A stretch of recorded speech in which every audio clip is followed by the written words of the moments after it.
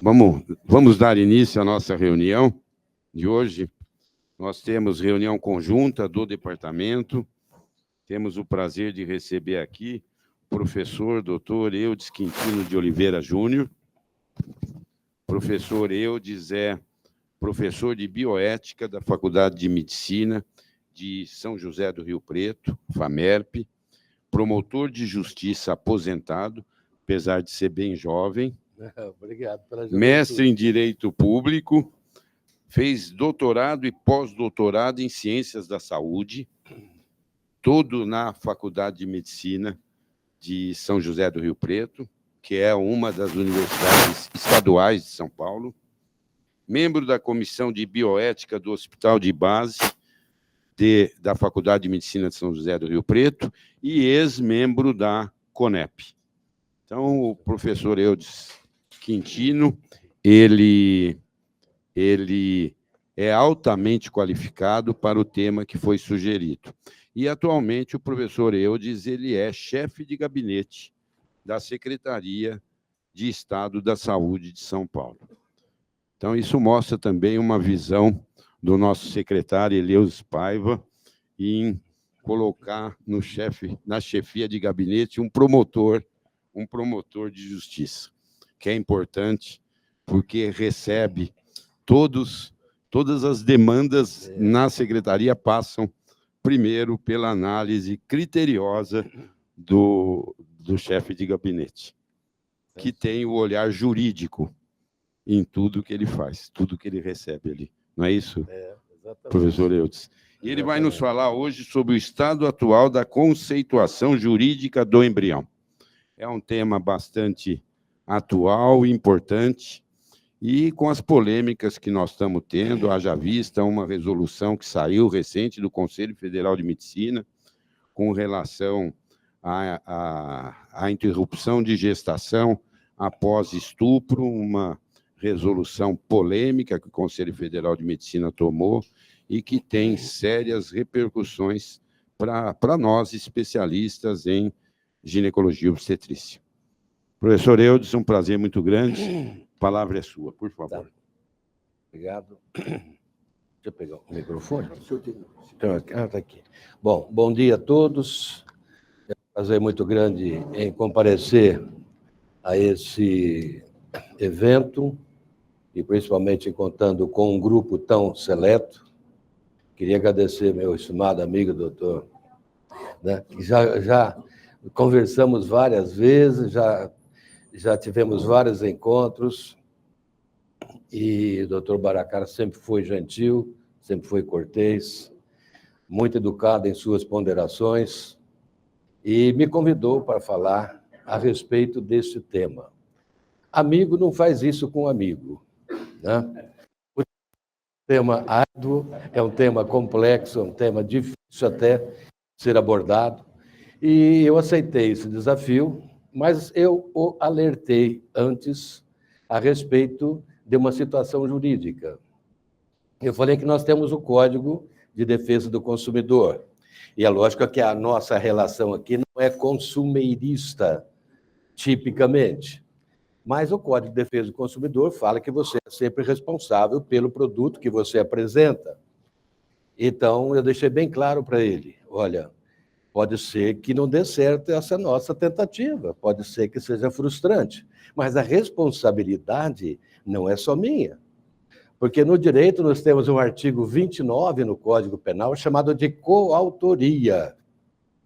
E esse artigo fala o seguinte: quem de qualquer forma colabora com a prática do fato responde da mesma forma.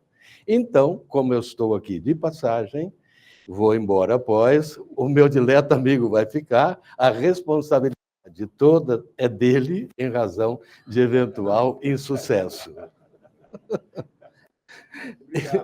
Então, mas vamos lá. Sou da área jurídica e vou fazer uma leitura jurídica e não uma leitura médica para os senhores. Não vou fazer nenhuma abordagem médica, eventualmente eu vou tangenciar algumas situações médicas para que os senhores possam entender qual é o pensamento jurídico. O pensamento médico é um, o pensamento jurídico é outro. Esse tema, ele é multi, inter e transdisciplinar. Portanto, ele cabe em qualquer espaço, ele cabe em qualquer conversa. É um tema difícil de ser abordado, porque ele traz dentro dele mesmo vários dilemas, vários conflitos e de várias ordens. E aí nós temos que fazer uma conjugação de todos esses fatores para encontrar um denominador que seja comum, que seja profícuo e que possa produzir também bons resultados para os senhores com relação a esse entendimento. E o embrião, eu sempre falo para meus alunos, né? A minha formação, eu deixei bem claro, promotor de justiça. Como promotor de justiça, eu me aposentei nessa instituição, no Ministério Público, e depois era professor de Direito Penal e Processo Penal, que não tem absolutamente nada a ver com isso. A parte do aborto tem, está lá no artigo 128 do Código Penal, mas sobre o embrião não tem nada a ver. E aí, antes de me aposentar, eu, CEP, Comitê de Ética em Pesquisa, lá de São José do Rio Preto, que é a minha cidade.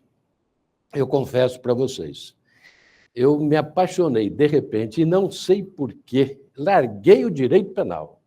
E aí eu fui fazer um doutorado e um pós-doutorado nessa nova área, para poder entender, porque foi tão apaixonante que eu me envolvi de tal forma, e a minha mulher me perguntava, escuta, mas você era um professor excepcional de penal, de processo penal, e você largou. Eu falei, acabou? Não quis dizer que acabou o casamento. Eu falei, acabou aquela paixão pelo penal, mas agora estou começando uma outra paixão. Isso não quer dizer também que eu vou ter uma segunda paixão. Você tem que entender, eu estou dentro de uma situação em que estou me envolvendo e me aprofundando e me conhecendo, e agora encontrei a bioética. E a bioética, ela me trouxe vários e vários dividendos de satisfação. Como promotor criminal, nem preciso falar para os senhores, né? É uma situação horrível trabalhar com pessoas, né, que praticam crimes, delinquentes, não só essas pessoas, mas o pior ainda é a situação das famílias desses condenados, desses presos, que você tinha que gerenciar, você tinha que ajudar, você tinha que colaborar, enfim, você tinha que fazer uma participação mais ativa. E aí eu enveredei para essa área da bioética, sou filho de Comitê de Ética em Pesquisa, CEP, e é onde fiquei 15 anos. Depois eu fui para a CONEP, em Brasília, Comissão Nacional de Ética em Pesquisa com Humanos. Eu fui convidado por quê? Como eu era da área do direito, para dar pareceres e participar dos estudos que eram feitos ali, justamente para dar parâmetros, até onde a ciência pode ir, até onde a ciência pode avançar. Enfim, é uma colaboração da parte jurídica para a parte de pesquisa, principalmente da área de saúde médica.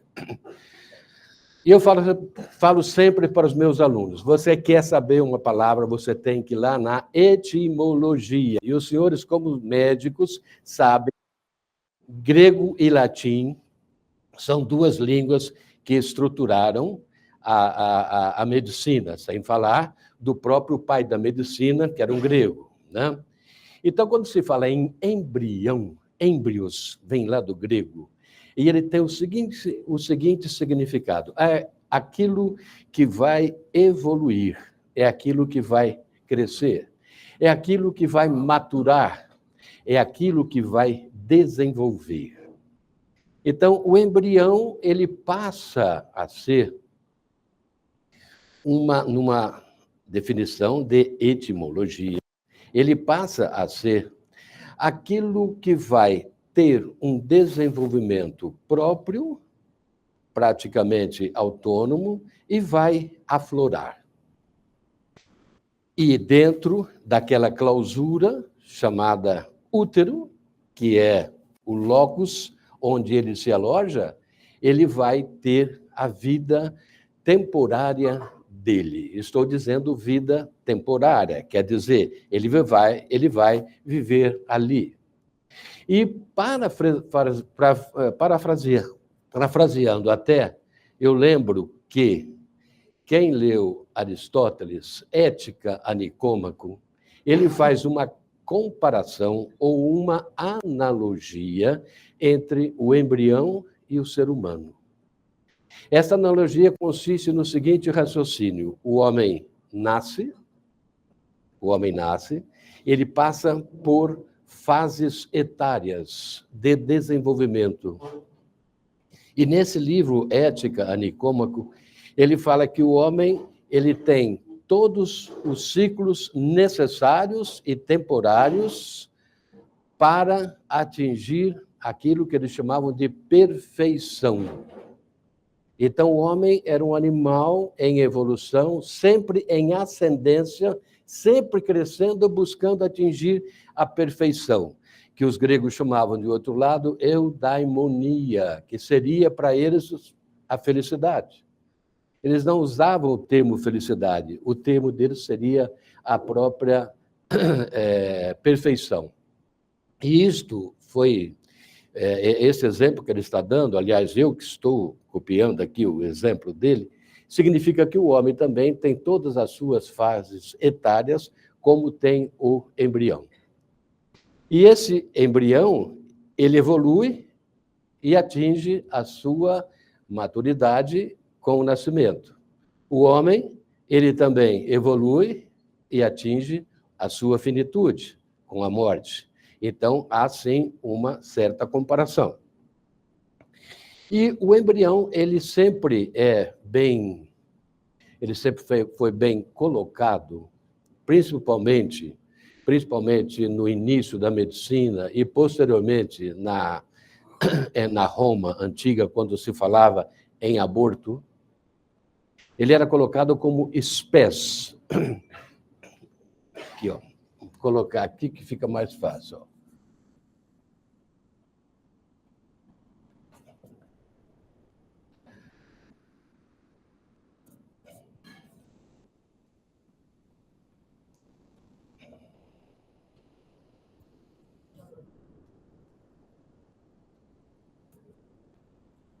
Spes vitae, spes hominis e spes humanitatis. Spes, o senhor sabe o que significa? Esperança. Esperança de vida, né? Esperança de homem e esperança de humanidade. Essa é exatamente a triangulação que era vista do ponto de vista jurídico a respeito do embrião. E o embrião, ele passou a ser um ente que nós procuramos saber e estudar a sua natureza jurídica. A sua natureza jurídica. O embrião, ele é considerado pessoa humana. O embrião tem status de cidadão. Hoje, esse termo spes está caindo. Hoje existe um termo novo que se chama potencialidade. O nosso Código Civil está sendo modificado. Nós tivemos um Código Civil 1916, Clóvis Bevilacqua, um Código Civil 2012, que é esse que está vigente, e esse Código Civil vigente, ele já trouxe ali em 2002 algumas considerações a respeito de reprodução humana assistida. Por exemplo, ele fala de fertilização in vitro, in vita ou post-mortem. Ele fala da utilização de embriões criopreservados após a morte do homem, ou após a morte da mulher, ou após a morte de ambos. Então, é um código que nós podemos dizer que não está desatualizado. É um código que está dentro de uma aderência atual do próprio pensamento da medicina. mas agora está tendo um novo anteprojeto de Código Civil que está criando essa palavra potencialidade. Potencialidade.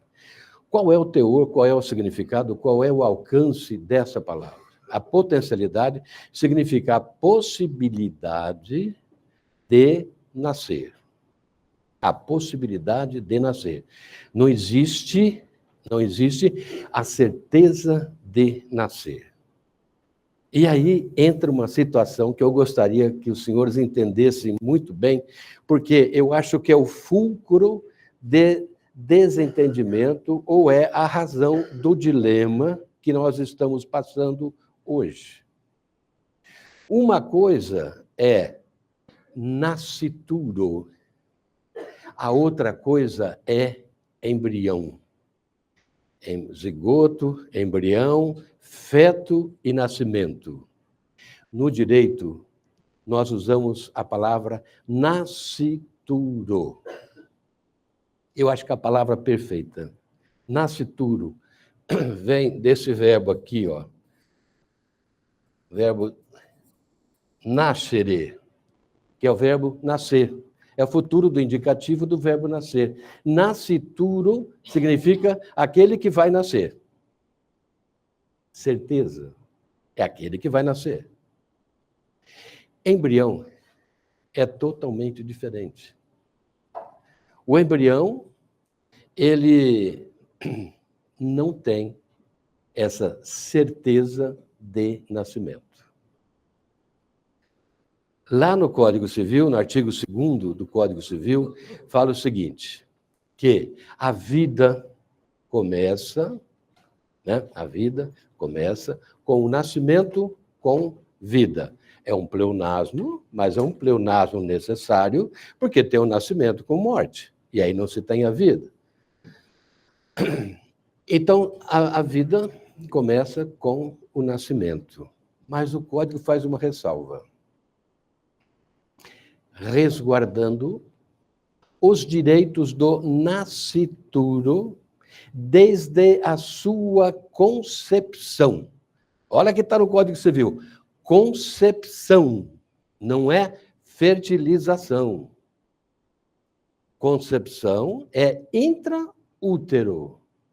Conceber significa aderir, adesão. Significa o encontro de gametas com a finalidade exclusiva de construir um embrião. Quando você fala em fertilização, a fertilização ela já é um outro significado. É a manipulação do material reprodutivo humano visando atingir um determinado fim.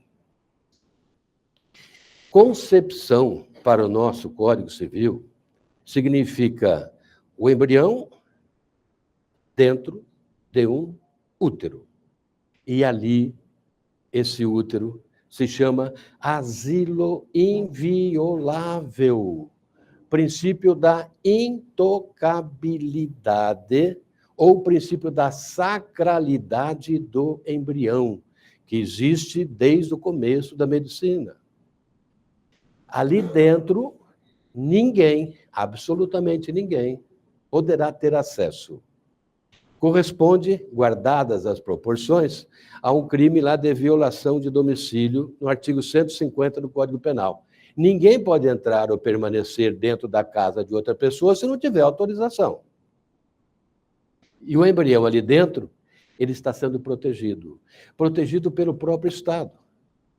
Então, quando ocorre a concepção, o Estado ele se intromete na vida daquele casal e fala o seguinte: daqui para frente, nós três vamos ser responsáveis. Essa criança que está aí, esse embrião que está aí, ele pertence geneticamente a vocês, mas ele vai fazer parte de um grupo social, e esse grupo social eu tenho os meus interesses. Então, eu tenho e quero preservá-lo dentro do possível.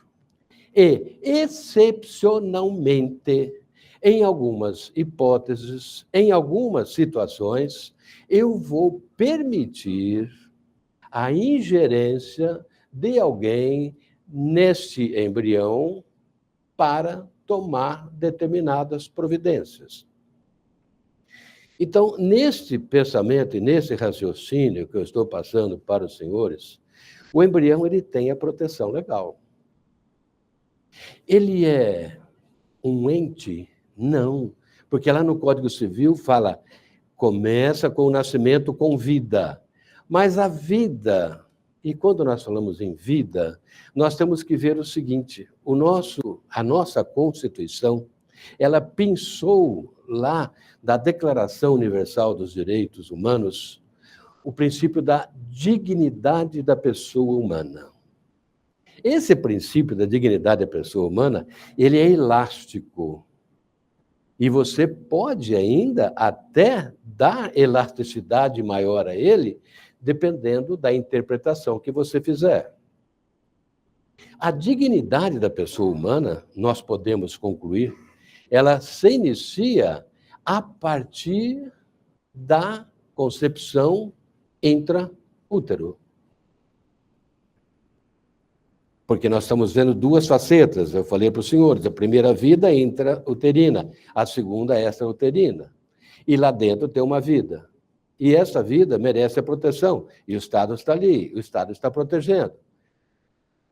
E aí, esse embrião, ele só pode ser desalojado naquelas hipóteses que os senhores já conhecem, lá do Código Penal. Quando for para salvar a vida da gestante, e nesta situação, a decisão é médica, é exclusivamente médica, não é da gestante, é lógico. Ou quando se tratar de estupro. Estupro, para os romanos, tinha exatamente aquela conotação de uma relação sexual violenta ou não consentida. Ocorrendo a gravidez dentro dessa situação, é lógico que há uma rejeição daquela mulher em carregar aquele embrião que não foi produto da sua volição. E na bioética nós temos o princípio da autonomia da vontade do paciente. E nesta situação específica, ela, mulher, e assim diziam até os romanos, era responsável pelo seu próprio ventre.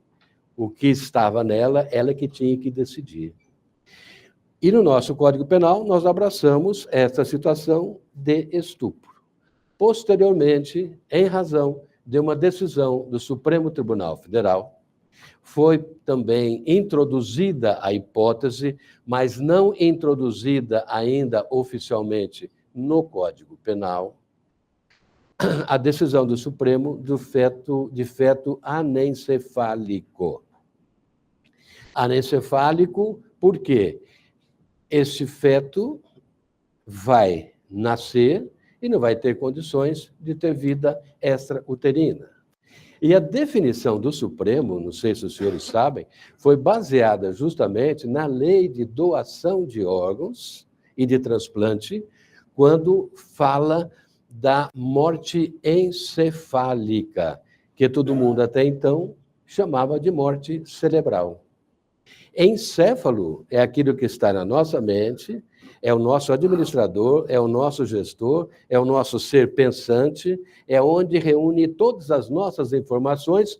Se eu estou falando aqui para os senhores, eu estou com uma caneta na mão, eu estou sabendo que essa caneta está na minha mão direita, mas para eu trazê-la para a mão esquerda, o meu cérebro tem que dar o comando para eu poder fazer isso. O meu braço nada mais é do que um cumpridor de ordem do encéfalo. E aí que vem a definição de anencefalia. Anencefalia. Essa hipótese ainda não está inserida no Código Penal, mas já há uma aceitação em razão da decisão do Supremo Tribunal Federal. E eu estou falando aqui para os senhores tudo intraútero.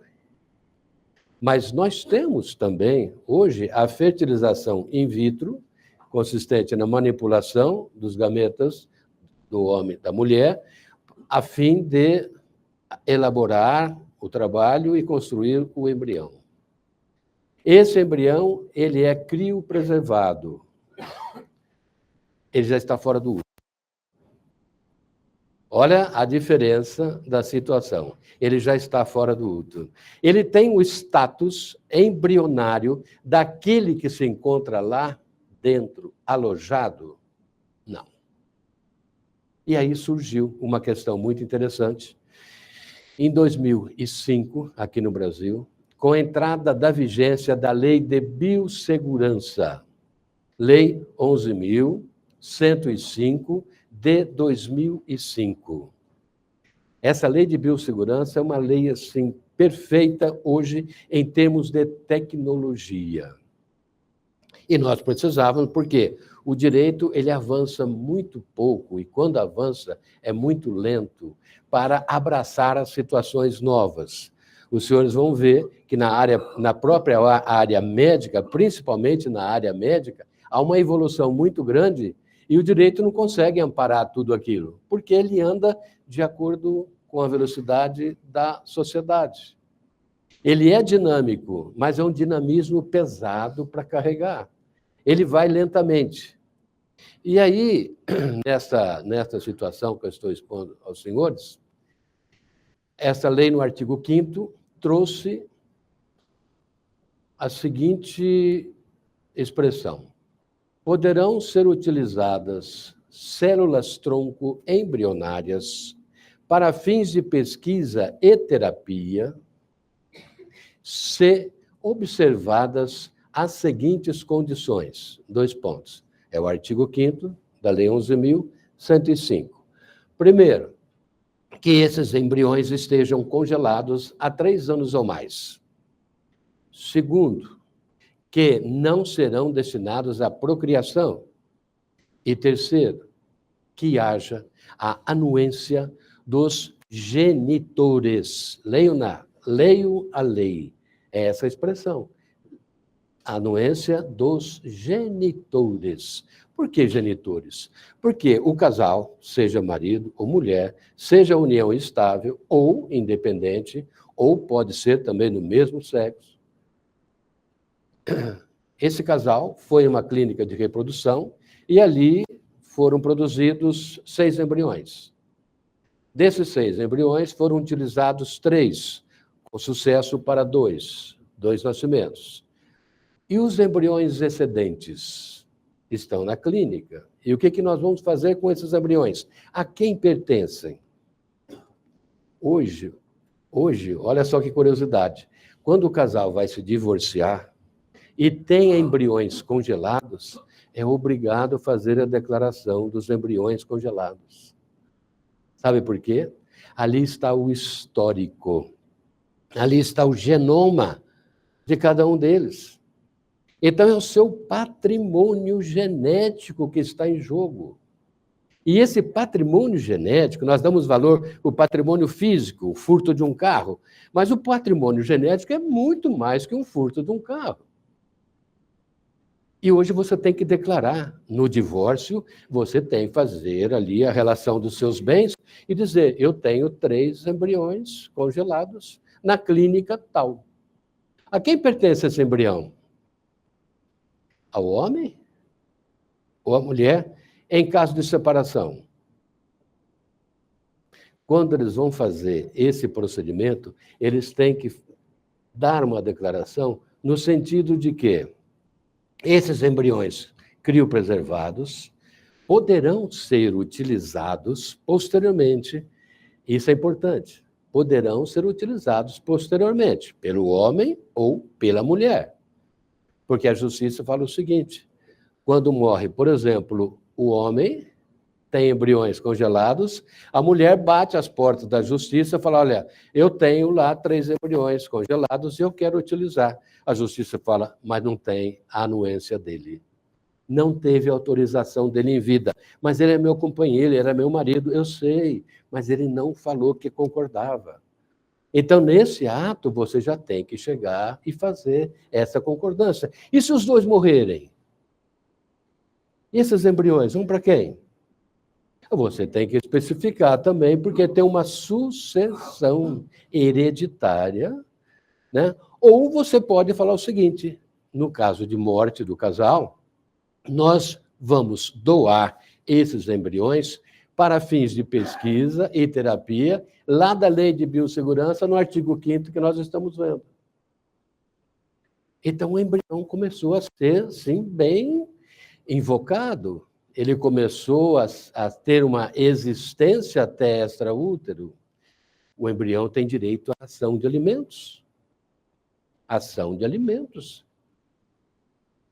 A mulher está grávida e ela tem provas razoáveis da paternidade, não provas inconcussas, mas provas razoáveis da paternidade. Ela ingressa com um pedido judicial apontando aquele homem como o pai do seu filho. A justiça dá, não é para ela.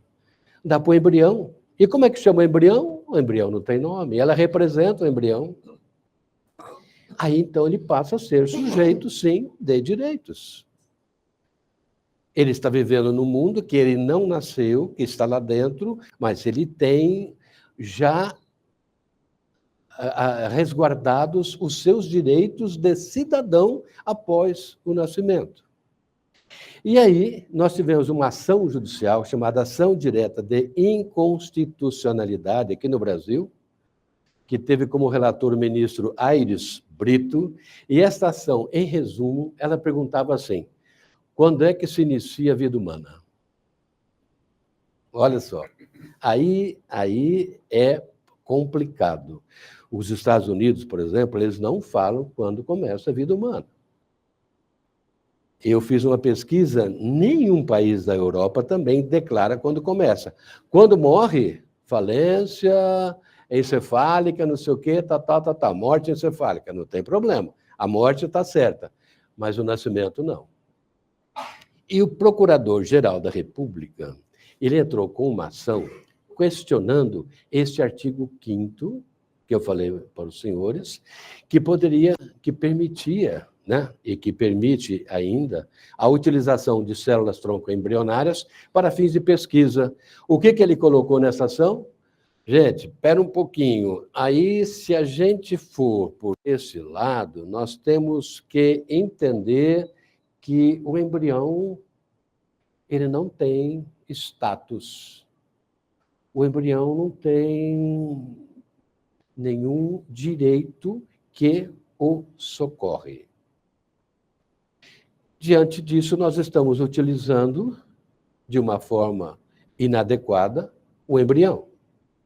Por isso que eu estou pleiteando aqui no Supremo Tribunal Federal para declarar a inconstitucionalidade desse artigo 5º. Esse foi um trabalho imenso que o Supremo teve. Por quê? O Supremo não conhece biologia, o Supremo não conhece medicina, o Supremo não conhece toda a parte especializada da área médica.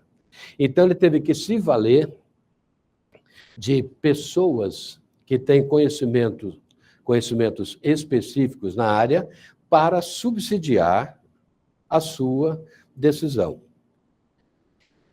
Foram feitas as reuniões, que chamavam reuniões públicas, né, convidando todas essas pessoas que poderiam participar, a fim de se chegar a uma decisão. O Brasil é um país assim que ele tem uma população muito católica, uma população muito tradicional, e era uma decisão que iria afetar exatamente grande parte da população brasileira. O Supremo Tribunal Federal decidiu por 6 votos contra 5, veja que foi uma decisão apertadíssima, no seguinte sentido: o artigo 5º da Lei 11.105, ele é constitucional. Quer dizer, pode sim fazer pesquisas, terapias com células tronco embrionárias, porque não está cometendo nenhuma ilicitude. E eu lembro que, nesta época, eu estava lá em Brasília, na CONEP, e lá na CONEP, assim como o CEP é voluntário, né? Eu era voluntário na CONEP. Eu lembro que eu falei, eu vou lá assistir a audiência. Teve duas, né? A primeira eu não estava, na segunda eu estava. Quando eu cheguei ali no Supremo, e o Supremo ele é pequeno por natureza, apesar de grande, mas ele é muito pequeno, a hora que eu cheguei, eu falei, não dá, não tinha nem condições. E lá fora tinha os telões. E um enorme número de pessoas com deficiência. Por quê? Surgiu o comentário que as células tronco embrionárias iria fazer um milagre na medicina. Iria curar Alzheimer, outras doenças mais graves, que a ciência até agora não conseguiu dominar. Muitos cadeirantes. E todas essas pessoas com a crença numa eventual cura. O ministro Aires Brito falou o seguinte, que uma coisa é o embrião alojado, a outra coisa é embrião in vitro, congelado. Totalmente diferentes. Aqui tem a tutela estatal, aquele que está intraútero.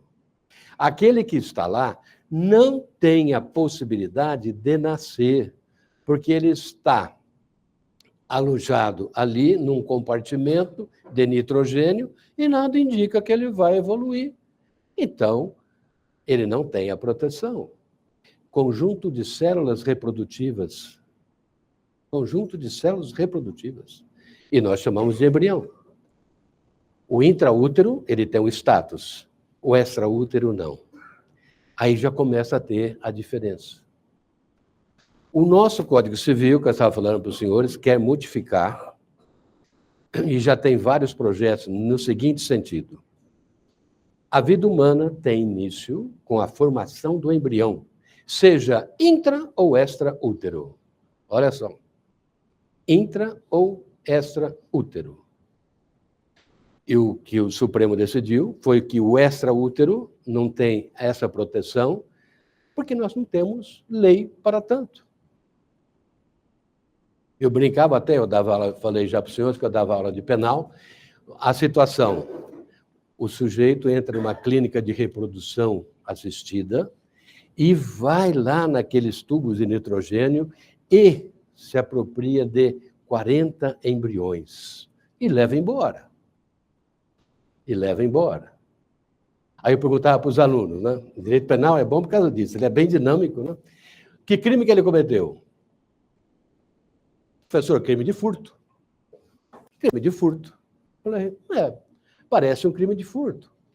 Mas aquele embrião não tem vida? Não. Um falava, tem vida, o outro, não tem vida, tem vida, não tem vida. Porque se ele tiver vida, ele cometeu 40 sequestrinhos. 40 sequestrinhos, e não 40 furtos. E aí, nessa situação, você fica, né, naquela indefinição. O estado de Alabama, nos Estados Unidos, há 25 dias, exatamente hoje, a Corte Maior desse estado deu uma decisão interessantíssima.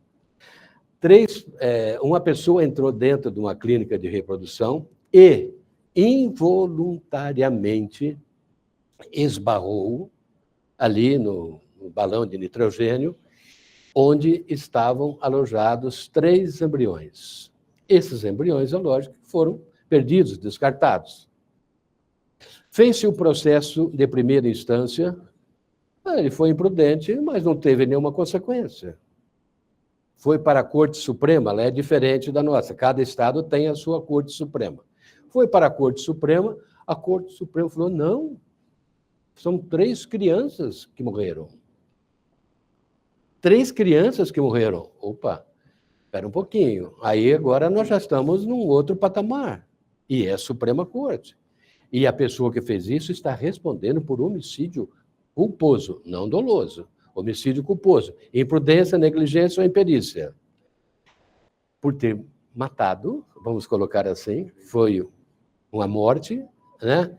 3 embriões. E os Estados Unidos, por incrível que pareça, que é aquele estado que sempre teve maior liberalidade, hoje tem a maior restrição com relação ao aborto. E o Alabama é um deles. E isto vai se alastrar para outras cortes também. Mas voltando aqui para o nosso caso, do Brasil, nesta ação direta de inconstitucionalidade. A partir daí, nós tivemos uma definição de início da vida humana.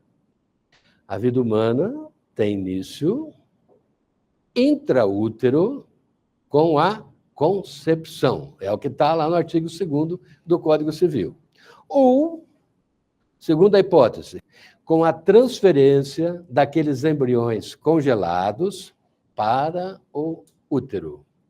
A partir daí, esses embriões estão tutelados, protegidos pelo Estado, e aqui nós podemos dizer, existe já uma vida intrauterina, com todos os direitos resguardados na nossa legislação. E essa situação de embrião e de nascituro, ela se choca, porque quando no direito, Montesquieu, ele escreveu um livro chamado O Espírito das Leis. Grande filósofo, grande pensador. Quem é do direito, obrigatoriamente, tem que ler esse livro. Ele falava o seguinte, a lei é autoritária, a lei é arbitrária, a lei é cogente, mas a lei é necessária. A lei é necessária. O que nós não temos hoje? Nós não temos uma lei específica que trata do assunto embrião. Nós temos o quê? O Código Civil, que trata do nascituro, e do lado de cá nós temos eventuais resoluções do Conselho Federal de Medicina. O Conselho Federal de Medicina ele tem capacidade, legitimidade e competência para legislar assuntos interna corporis, quer dizer, compreendendo aquele segmento, e por ser uma resolução, a resolução ela atinge as pessoas que fazem parte deste segmento, e a resolução nada mais é do que o direcionamento que se dá, no caso do médico, que se dá ao médico a respeito de protocolos, a respeito de condutas, a respeito de éticas, a respeito de processos éticos. Isso é uma resolução. Essa resolução, que o Conselho Federal de Medicina editou recentemente, a respeito da 22ª semana, era uma resolução que, do ponto de vista jurídico, a gente fala o seguinte, a resolução não é maior do que a lei. No quadro normativo, a resolução está lá embaixo, a lei está lá em cima. A lei que eu estou dizendo aqui é o nosso Código Penal. A resolução ela veio tratar a respeito da viabilidade de nascimento do feto após a 22ª semana e de não usar meios mecânicos para o abortamento. E isto veio assim e pegou todo mundo, vamos dizer, de surpresa, porque ninguém estava esperando uma resolução com esse teor e nesse sentido. É fácil derrubar essa resolução, como ela foi derrubada no estado do Paraná. Qualquer juiz vai derrubar. Por quê? A resolução não é lei. A resolução, ela está ultra petita, ela está além daquilo que pode ser feito, essa resolução específica, no sentido de direcionar a classe médica. Ali ela está criando uma nova lei. E no direito nós temos uma disciplina chamada hermenêutica. Hermenêutica. É uma disciplina importantíssima e pena que poucas faculdades de direito têm essa disciplina. Hermenêutica é o estudo das leis, é a interpretação das leis. Montesquieu falava que a lei é fria, né? Ela é cogente, mas ela não pode, a lei não pode ter sentimento. A lei ela é abstrata e ela é genérica. A gente fala que a lei ela vale erga omnes, contra tudo e contra todos. E ela não pode traduzir em sentimento. Você, quando interpreta a lei, você pode colocar uma dosagem de sentimento naquela lei. Você vai colocar uma roupagem diferenciada nela. Mas ela vem originariamente nua e assim permanece o tempo todo. Então, quando eu estou dizendo que a necessidade da utilização da hermenêutica, significa, e tem uma expressão na hermenêutica, uma regra de hermenêutica que fala o seguinte: quando a lei não distingue, não é lícito ao intérprete distinguir. Veja, quando a lei não distingue, não é lícito ao intérprete distinguir. Aí, no caso, a resolução ultrapassou as suas metas, as suas fronteiras. Porque a lei, que é de 1940, lá no artigo 128 do Código Penal, ela permitiu a realização do aborto, mas ela não falou em qual prazo. Até quando? Além do que, em 1940 também vocês não tinham ainda um conhecimento na medicina tão avançado como nós temos hoje. Mas a lei não distinguiu.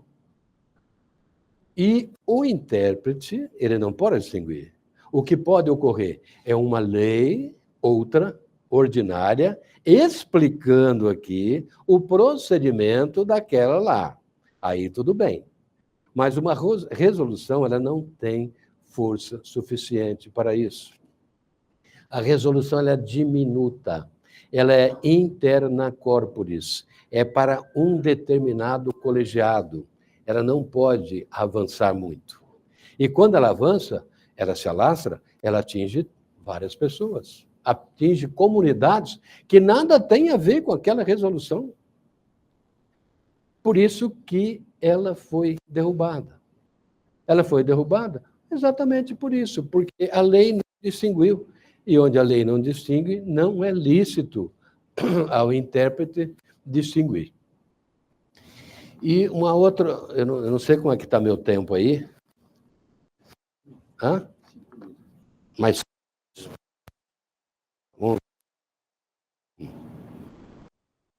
Tá. Tá bom. Então, maior que a lei. Eu não sou maior que a lei, mas eu também não sou maior que vocês todos, porque eu tenho que respeitar a vontade da maioria. Nessa linha de pensamento, o que eu acho que está acontecendo hoje é um conflito que já foi instalado há muito tempo, e o tema aborto, e aqui pulando de embrião para aborto, mas relacionados, conexos. E esse tema é um tema difícil, ele é árduo, é um tema que derruba presidente da República. É um tema que derruba. Nenhum presidente vai chegar e vai falar, eu sou a favor, eu sou contra o aborto. Não, não vai. Quem já fez isso já experimentou que realmente não dá certo. Não é esse o caminho, porque a vontade popular, a vox populi, né? Vox Dei, essa vontade popular é a vontade que vai predominar. E, na realidade, essa resolução, ela ultrapassou os seus limites. E a justiça vem, não que a justiça seja a favor do aborto, nada disso. A justiça ela é cega, ela fala, ó, na lei não tem nada disso. Vocês criaram uma situação aqui que ela confronta com a própria lei. E, nesse sentido, o que nós queremos? Que prevaleça a lei, até que outra lei modifique o que está inserido nela. Mas, se nada tiver, rebus sic stantibus, as coisas permanecem como estão. E esse tema, aborto, ele, de repente, aparece e, de repente, some. De repente, aparece, de repente, some. Os dilemas são os mesmos. Daqui a 10 anos, nós teremos, se não tiver nenhuma mudança, porque nós temos ação, chama uma arguição de descumprimento de preceito fundamental. Arguição de descumprimento de preceito fundamental. É uma ação que está no Supremo Tribunal Federal, permitindo a realização de aborto até a 12ª semana. Esta ação, eu penso, e aqui é a minha opinião, que ela está desfocada, porque a legitimidade para tanto é do Congresso Nacional, como em vários países da América, no caso do Uruguai, no caso recente da Argentina, no Chile, aprovaram a realização do aborto, mas através da área legislativa. A área legislativa compreende o quê? O voto do cidadão que está ali. O Supremo são 11 julgadores. E eles vão julgar não pela voz do povo, eles vão julgar de acordo com o preceito jurídico. E o preceito jurídico tem fundamento. Por quê? A mulher, hoje, ela tem autonomia. Ela tem autonomia e ela tem independência procriativa, reprodutiva. Ela pode decidir se ela quer ou não. É uma liberdade, é um direito fundamental.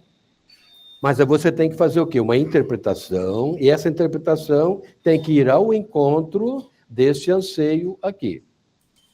Quando, na realidade, a discussão deveria ter outro palco. O palco lá do Congresso Nacional. Então, pode até ser que, juridicamente, vingue esta arguição que está no Supremo, permitindo a realização do abortamento até na 12ª semana. Pessoalmente, eu não acredito, apesar de 3 ministros já se manifestarem favorável a esta pretensão. Mas aí é aquela situação, quando for um julgamento, coram populo, quer dizer, na frente da nação, cada um vai ter que colocar o seu voto ali e falar. E isso daí é a parte mais complicada da história. Juridicamente é fácil, mas você enfrentar uma nação não é fácil. Nós temos, no Congresso Nacional, um projeto de lei de 2007. Se chama Estatuto do Embrião. Nós aqui do lado jurídico, nós chamamos Estatuto do Nascituro. E eu confesso aos senhores, a palavra exata é nascituro. O embrião congelado, você não pode chamá-lo de nascituro. Ali é embrião. Ele não tem proteção legal. Mas no instante que está intraútero, ele é aquele que vai nascer. Pode não nascer por alguns problemas, mas a regra é essa, ele vai nascer. É aquele que vai nascer. E aí entra essa parte da dignidade. O Papa Francisco, no dia 8 de abril, ele escreveu um diploma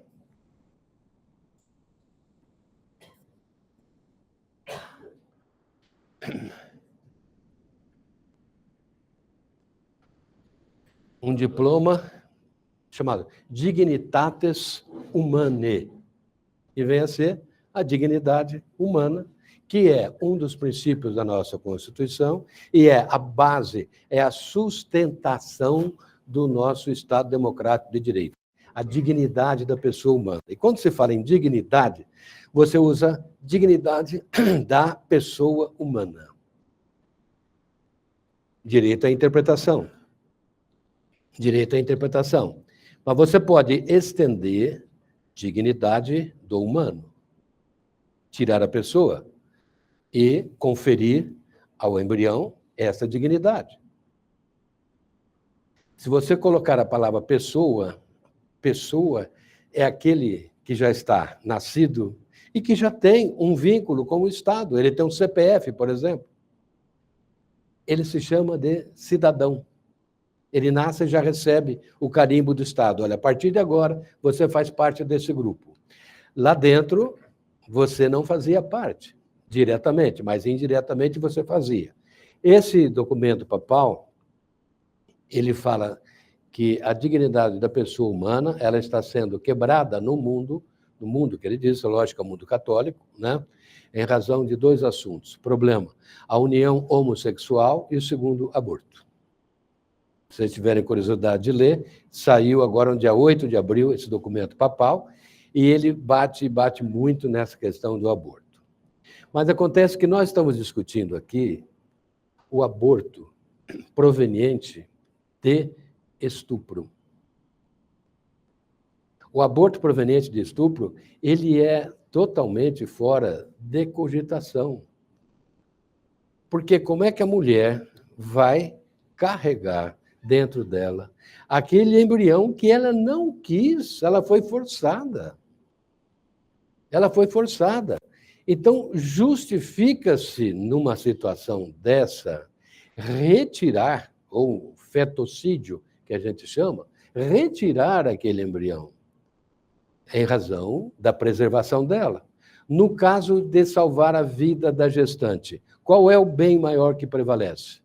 A do embrião ou da mãe? A da mãe, por quê? Porque ela pode ter outros filhos. E esse dilema existente é um dilema que vai continuar existindo, não tem como você... Vamos colocar um ponto final, não existe ponto final. Não existe. Vários outros dilemas você vai encontrar um ponto final. Então, vamos colocar aí o que está sendo discutido agora há pouco no Congresso Nacional a respeito da lei de drogas. Né? A criminalização da lei de drogas. O Supremo está julgando a descriminalização da lei de drogas. São notícias antagônicas, são fatos antagônicos. E o que prevalece? Vai prevalecer aquilo que o Legislativo discutiu e aprovou, porque ali é o locus, ali é a legitimidade. O Supremo é interpretativa. Então, essa situação pode chegar a apaziguamento. Mas a do aborto não tem como, porque o aborto está dentro de cada um, já tem aquela natureza, né? Já tem aquela tradição de família, está dentro de um sistema ético. E a bioética, ela se torna muito importante nesse assunto, porque ela chama para si todas as situações de dilema, principalmente na área médica. E o que ela faz? A bioética, ela vai receber informações de várias áreas para que ela possa dar uma solução. Eu me apaixonei pela bioética justamente por isso, porque ela não vai impor. A bioética ela não tem normatização. Vocês já ouviram falar de alguma lei bioética? Não existe. Princípios bioéticos, sim. Autonomia da vontade do paciente, o princípio do benefício, né? Beneficência, que é o primum non nocere, que os médicos mais antigos aprenderam, primum non nocere, que no direito nós temos um outro que chama malum non facere, não fazer o mal, e lá na medicina, primum non nocere, em primeiro lugar, não prejudicar o paciente. E no direito, neminem ledere, a ninguém lesar. Princípio da autonomia da vontade na medicina. A autonomia da vontade do paciente. Nós tivemos o imperador romano que fez a compilação de toda a legislação romana. E nessa compilação, ele buscou e encontrou um princípio que é chamado princípio da iniciativa das partes. Princípio da iniciativa das partes. É assim, ó, actor agit quando vult. Quem estudou latim vai saber. O autor age quando e como ele quer. E no momento que ele quer. Isso se transformou no princípio da autonomia da vontade do paciente. O princípio da justiça distributiva, ou o princípio da isonomia, ou o princípio da igualdade na bioética. É princípio lá também dos romanos. É o princípio em que se busca dar a cada um o que é seu ou o que ele tem direito. Michel Foucault, ele criou a política pública as políticas públicas, o artigo 196 da nossa Constituição Federal, que fala lá que o Estado é obrigado a conferir a saúde para o ser humano, nada mais é do que uma política pública engendrada por Michel Foucault, no sentido de que o Estado tem que patrocinar o cidadão em tudo aquilo que ele necessita para realizar os seus objetivos. Então, há um casamento entre a bioética, há um casamento entre o direito e há um casamento também aqui, né, entre esses pensamentos. Mas aqui, só para finalizar a nossa conversa, está no Congresso Nacional o Estatuto do Embrião, 2007. Esse estatuto, ao que tudo indica, porque é 2007, a Europa toda já tem o Estatuto do Embrião. O Brasil não tem. E o Brasil precisa ter. Por quê? Nós precisamos colocar ali os direitos contemplados ao embrião. Ele é uma fase pré-homem, pré-humano. E ele tem que ter também a sua tutela e a sua proteção. Eu não estou assim muito confiante nesse projeto de lei, porque ele está muito tempo parado, não está andando nas comissões. E quando não anda, algo errado tem. Uma das modificações que eles querem fazer é considerar início da vida humana a fertilização in vitro com o alojamento dos embriões. O alojamento que eu digo aqui com o congelamento dos embriões. Então, ali, você vai dizer o seguinte, bom, a vida humana não começa mais intraútero, e vai dar colidência com a decisão do Supremo Tribunal, que falou, ali é um conjunto de células reprodutivas, e, de repente, você fala, não, não é. Não é, ali tem vida humana, e vai prevalecer o quê? Aquilo que o Congresso decidir, que é a parte legislativa, que tem legitimidade. Esta situação é uma situação que está agora em colidência com o nosso Código Civil, o anteprojeto do Código Civil, que está analisando também a situação embrionária. E ali, nesse anteprojeto, tem participantes, membros, que são a favor do aborto e aqueles que são contra o aborto. Por isso que eu falei para vocês essa palavrinha potencialidade. Isso daqui praticamente cai por terra. Isso cai por terra. Entra potencialidade.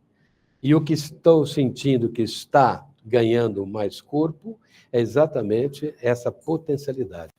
Significa, ele tem essa resolução do Conselho Federal de Medicina, ela está embutida à potencialidade. Ela está embutida à potencialidade, porque ele faz salvo se o médico perceber que tem condições de chegar a termo, aquela gravidez. Ali já é o endosso de uma situação de potencialidade. Isso daí pode acontecer. E acontecendo, favorece o aborto. Entendeu? É a válvula de entrada para a realização do aborto. Por quê? Aí você fala, a potencialidade aqui é mínima. Então, você abre a outra via, que é a via abortiva. Tudo isso, nós dizemos ainda, está em estudo, está em delegiferenda, nós chamamos no direito. Delegiferenda significa levar soluções para modificar uma lei. Nós não temos nada ainda em concreto nesse sentido. Justamente também porque ninguém quer mexer nesse tema para dar uma solução final. Tá bom? Então vamos. Eu fico aí. Obrigado pela bela apresentação. Uma visão jurídica sobre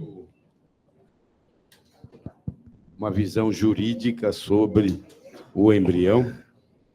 para nós médicos, obstetras e ginecologistas que lidamos com esse tema no nosso cotidiano.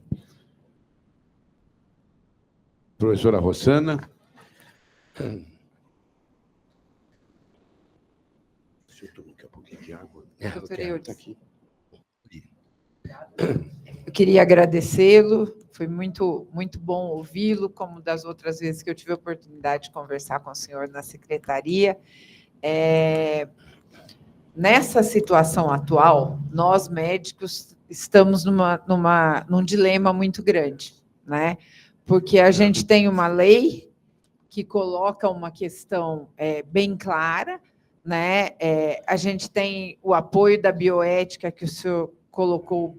A gente, inclusive, pediu um parecer aqui para a bioética do hospital, que realmente reflete sobre essas questões da autonomia da mulher, da questão humanitária do aborto no estupro, e a gente tem uma resolução do CFM que, apesar dela ter sido cassada, e essa é uma das perguntas, ela tem uma liminar dizendo que ela não pode ser utilizada, mas ela não pode ser utilizada ou durante esses 30 dias que o CFM tem para recorrer, ela está em vigor. Eu queria entender se ela está suspensa ou se ela está em vigor neste momento, olhando aqui para o estado de São Paulo, e a dificuldade que a gente tem neste momento, vamos dizer assim, a gente tem uma... Vou até facilitar, foi judicializado e um juiz disse que é para se fazer uma interrupção numa menina de 12 anos com 25 semanas. Né? Qual é a situação do médico neste momento? Como é que a gente age para essa situação? Sei que é uma pergunta complexa, mas é o que nos mais aflige neste momento. E que vem para cá, né? Esse é um dilema para nós, porque essa situação, que não é feita em outros locais, acaba vindo aqui para o Hospital das Clínicas. Esse é o questionamento que está sendo enviado para o senhor, lá na secretaria. Então, vamos responder duas vezes. Vamos responder duas vezes. Eu já disse aos senhores que essa resolução ela é contra a legem, porque não atendeu os reclamos lá do Código Penal. E o Código Penal, ele não estabelece o prazo. A resolução, ela estabeleceu um prazo, normatizou e foi revogada. Por quê? Porque ela não atende os requisitos legais, ela não tem legitimidade para superar a força da lei.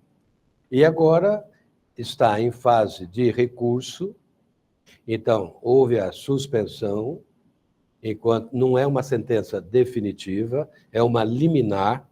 A liminar ela é provisória, ela é temporária, e ela só terá força de lei quando ela for convalidada em uma sentença. E ainda nós não temos a sentença, nós temos uma liminar. Essa liminar está sendo ainda discutida perante o judiciário. O que o judiciário pode fazer? Cassar definitivamente essa liminar ou abraçar essa liminar. Se ele cassar essa liminar, situação anterior. Se ele abraçar a liminar, significa, doravante, a regra vai ser tal. Como que é a conduta desse juiz que mandou um ofício determinando a realização da interrupção da gravidez numa menina com 12 anos, 25 semanas. Ele tem dois motivos. Primeiro, a situação dessa menina, se ela tem capacidade para levar a ter aquela gravidez. Primeiro, não sei se ele mencionou isso, mas esse é um dos requisitos. Em razão da sua pouca idade, ela não tem condições físicas de suportar uma gravidez ao longo desse tempo. Segundo, há necessidade de se fazer um estudo e também de pareceres técnicos para construir aquela sentença. Então, não foi uma sentença dada estudo preliminar. Deve ter sido feito algum estudo, por exemplo, o próprio Ministério Público deve ter feito a sua manifestação nesse processo, e quando o MP fala, ele está falando em nome da sociedade.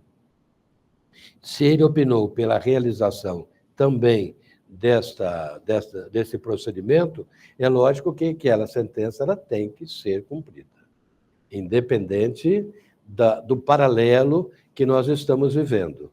Mas a sentença ela é incisiva, ela é determinante e, no caso, tem que ser cumprida. É uma ordem judicial. E, como ordem judicial, é um documento que tem embasamento legal. José Maria. Responde. Professor Eudes, excelente palestra. Obrigado. O senhor conseguiu iluminar e dirimir várias questões que eu tinha a respeito da parte ética na reprodução, mas, ao mesmo tempo, invocou duas perguntas, né? A respeito da doação de óvulo e doação de esperma quando resulta num embrião. E uma outra questão é da biópsia embrionária. Hoje nós temos um grande problema no país, que seria aquelas pessoas que têm doenças raras. Inclusive, nós temos um centro aqui, no Hospital das Clínicas, com várias disciplinas. E uma forma da gente evitar que essas doenças raras venham para a sociedade, ou que aumentem, seria a biópsia. Só que a gente pode selecionar, tirar uma doença. Vou dar um exemplo, a fibrose cística. Só que é uma doença que é viável o embrião. É viável depois o feto, e ele também pode gerar uma criança. E a questão é, nesse caso, que pode ser viável, apesar de ter uma doença que vai ter um prejuízo tanto para o indivíduo como para a sociedade, o que eu faço com esse embrião sabendo? Eu posso simplesmente não utilizar esse embrião? Pergunta para médico, né? O médico responder. Não, mas eu entendi perfeitamente. Tem um autor americano chamado Sanders. Ele tem um livro chamado Em Busca da Perfeição. Alguém chegou a ler esse livro? Em Busca da Perfeição? Ele é bioeticista e ele começa assim no livro. Um casal surdo e mudo vai a uma clínica, quer fazer a fertilização in vitro para ter um filho. Aí o médico aconselha, olha, no caso de você, há a tendência de nascer um filho surdo e mudo. Eles respondem, mas nós queremos um filho surdo e mudo. Nós podemos comunicar com ele. Mas você vai contra a regra da medicina. Não, vocês estão na contramão. Eu estou na mão certa. Porque eu quero ter os filhos e poder comunicar com os meus filhos. Essa intervenção, com o termo embrionário, o termo você usou? Biópsia.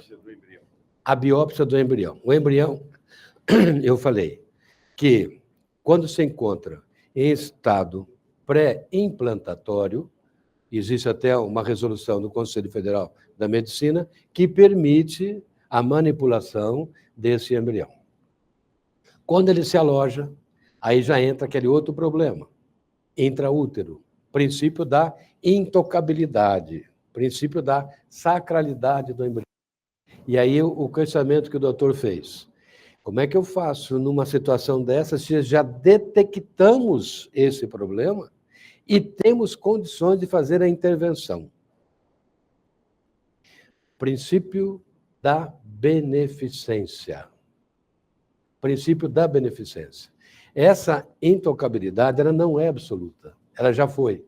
Hoje já não é mais, em razão dos avanços e das técnicas da medicina.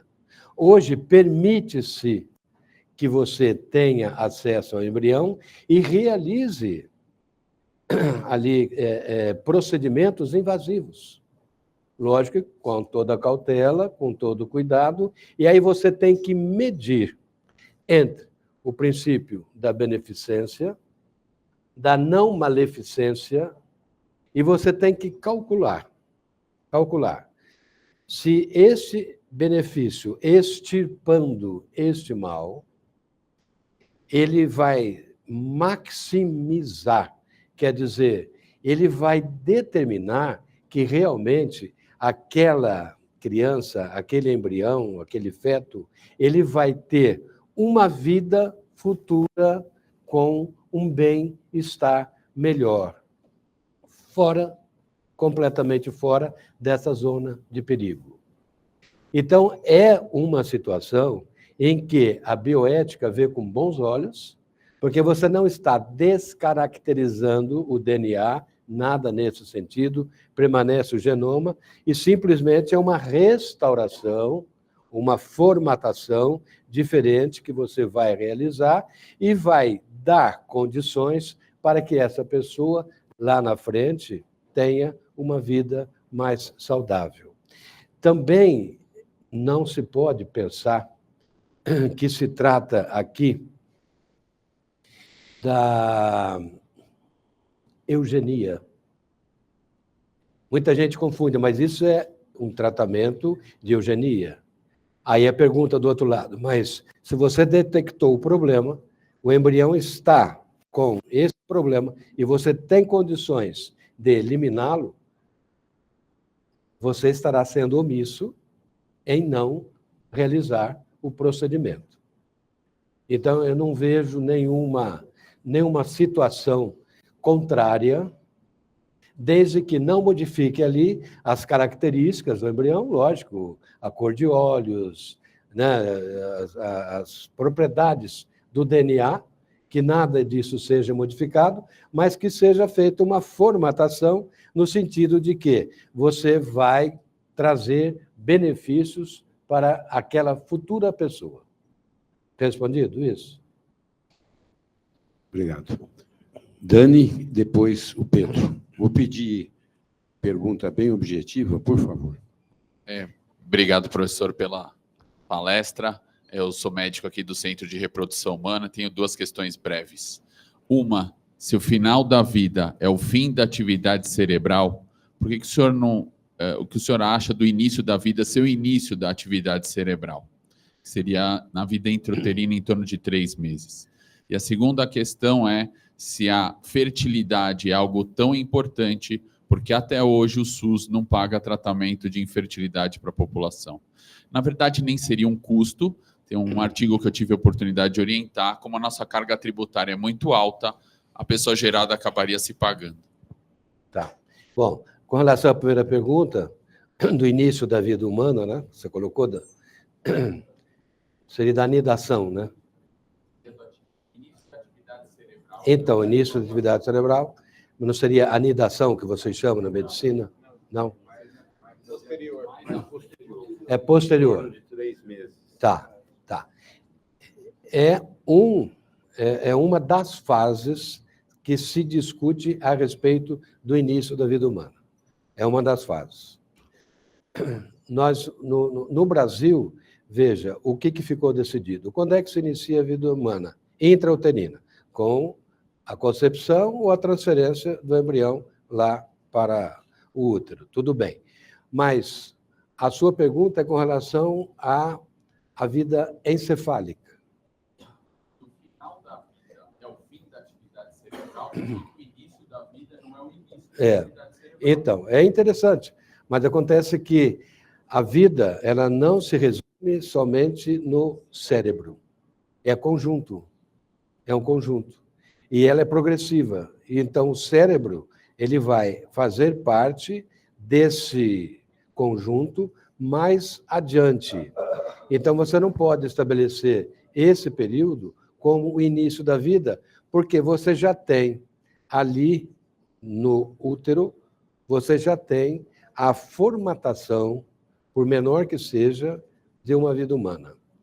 Então, você não pode estabelecer. A outra pergunta, por que o SUS não paga a reprodução assistida, né? Olha, pelo que eu tenho noção, ele permite, sim, mas é muito pouco. Ele permite. Isso eu já percebi Existe, sim, tratamento bancado pelo SUS, mas é um tratamento ainda muito pequeno e também para poucos hospitais. Não são muitos hospitais.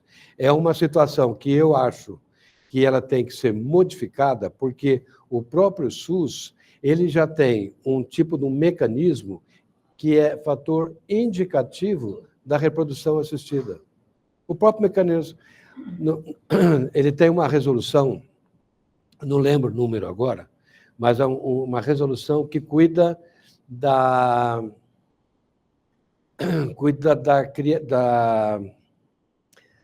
saúde da família.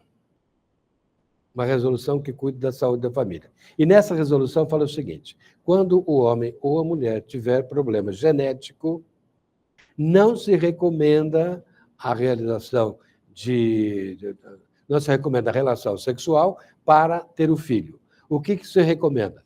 Buscar um médico da rede para que esse médico faça a orientação. Esse médico vai fazer a orientação e o que ele vai indicar? Exatamente a reprodução assistida. Tem, sim, mas tem pouca escala. O que eu posso te adiantar? Já tem um movimento muito forte, inclusive das clínicas de reprodução, um movimento muito forte no sentido de ampliar na rede esse tipo de trabalho, esse tipo de tratamento. Porque não é um tratamento muito comum, por exemplo, no interior. Já é mais difícil. Na capital, já é mais fácil. No interior, já é menor. Então, nas diretrizes do SUS, ele vai ver o que tem de mais necessidade, o que tem que ser resolvido agora, o que pode ser resolvido depois, eleger as prioridades. E essa prioridade da reprodução ainda não chegou. Pedro? Nós temos uma... Muito obrigado, presidente. A gente tem uma questão na reprodução assistida, que é em relação aos embriões excedentes. Como o senhor colocou em relação à questão da adoção dos embriões para pesquisa. Também tem uma questão do descarte de embriões, que no Código de Bioética está previsto, mas há uma interpretação de texto dúbia ali, porque pelo texto, algumas pessoas interpretam que o descarte de embriões é permitido de embriões com mais de 3 anos até aquela data. Ou seja, daquela data para trás você pode descartar os embriões. Daquela data para frente, quem tem mais de 3 anos, você não pode descartar os embriões. Isso gera um problema nas clínicas de reprodução humana, que a gente fica com um monte de embrião abandonado, sem possibilidade de descarte. Então, não sei se o senhor está ciente desse problema, acho que já foi levantada essa questão, que é uma questão de interpretação do texto que tem no Código de Bioética, que dá essa interpretação dúbia. Fala que os embriões podem ser descartados acima de 3 anos até aquela data, ou seja, retroativo. Né? De lá para frente, os embriões que passaram a ter mais de 3 anos após, o que não faz nenhum sentido, né? Não podem ser descartados. Então, a gente fica com um monte de embrião na clínica abandonado e sem destino para dar para esses embriões. E o termo correto mesmo do embrião é embrião abandonado. Vocês já ouviram esse termo? O termo correto é embrião abandonado.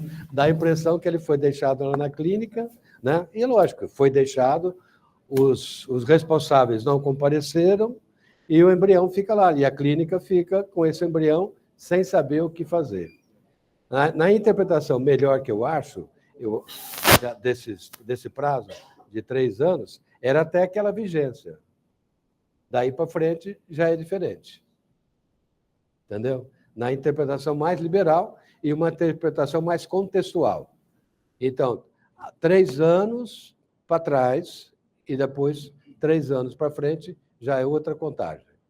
E isso é muito importante porque vocês não podem fazer o descarte embrionário, a não ser, nesses casos, de abandono. E o abandono ocorre quando?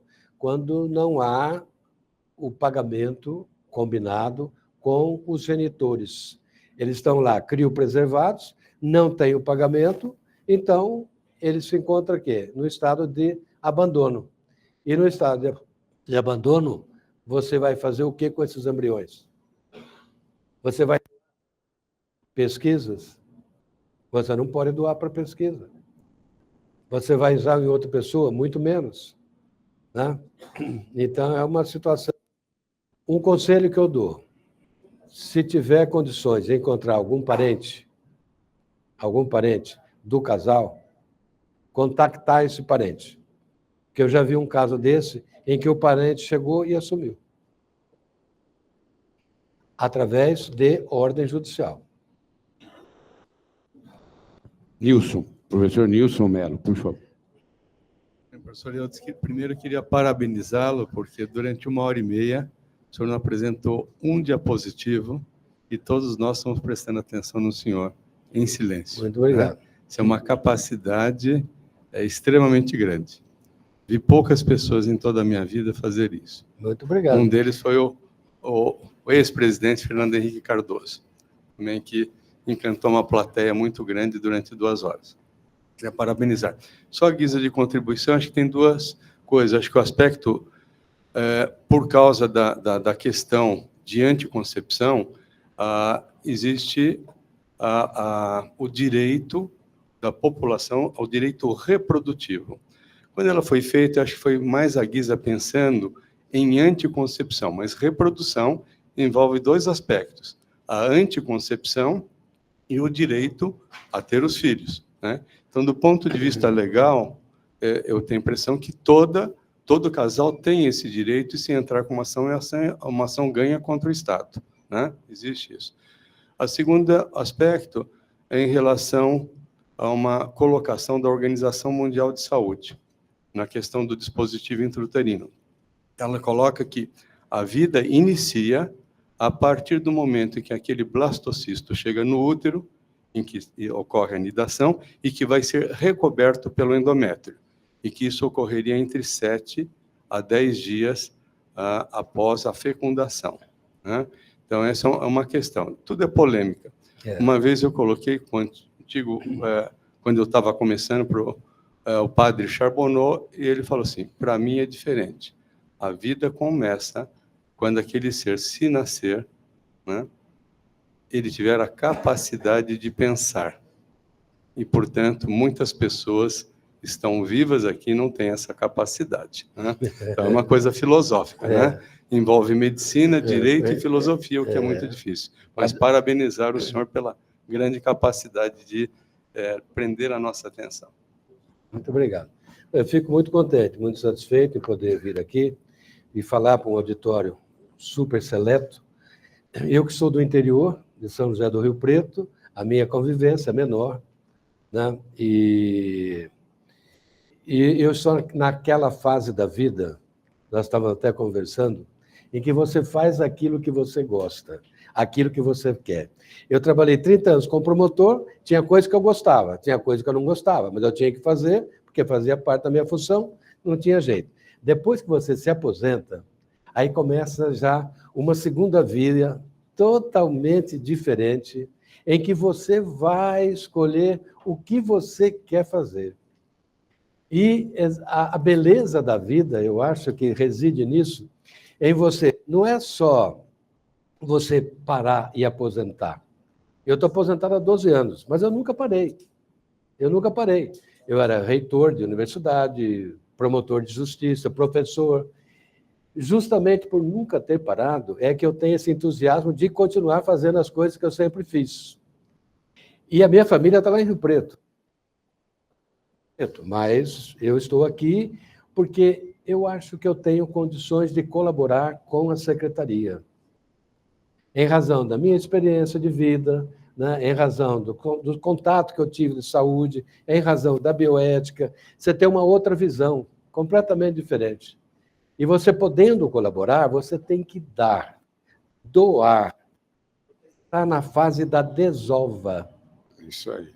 Você, durante toda a vida, conquistou. Agora você está desovando. Você tem que distribuir aquilo, o pouco que você sabe. O pouco que você sabe, distribuir para o maior número de pessoas. Isso enriquece. Isso te traz bem-estar. Isso te traz satisfação. Isso te traz prazer. E vir aqui hoje conversar com vocês, um bate-papo desse, né? Um ambiente alto astral, gostoso, de me sentir muito bem recebido, com calor humano, com a atenção de vocês todos. Eu só tenho que agradecer, continua a minha jornada, espero que vocês também tenham bastante sucesso, que vocês tenham consigam atingir todos os seus objetivos, porque vocês são importantes para todos nós. Eu aprendi isso. A saúde é muito importante. Muito obrigado, professor Eudes. Aqui o seu certificado. Muito obrigado. E, em nome da vice-diretora de Corpo Clínico, Tá. professora Rafaela Alckmin, por favor. Esse é um presente que só o senhor que ganhou, Nossa. porque o senhor é uma autoridade, além de ser professor, é uma autoridade, então, por favor. Professor, muito obrigada pela palestra. Eu que Realmente agradeço. foi brilhante, muito iluminadora, como a professora Zé Maria falou. E a gente vai ter contatos ainda, como o professor Baracá falou, a professora Rossana, com esses casos que têm chegando. A gente vai pedir a orientação da secretaria, apoio de vocês. E muito, muito obrigada pelas palavras. Muito obrigado, viu? Fico muito contente, não por ser autoridade. Autoridade eu nunca fui. Eu sou amigo. Então eu vim aqui a convite de um amigo, e não vim como autoridade. Muito obrigado. Obrigado, professor Eudes. Prazer muito grande tê-lo aqui conosco.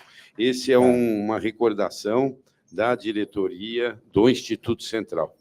É para o senhor uma lembrança aqui que a diretoria pediu que nós entregássemos. Ótimo. E parabéns, muito obrigado. viu?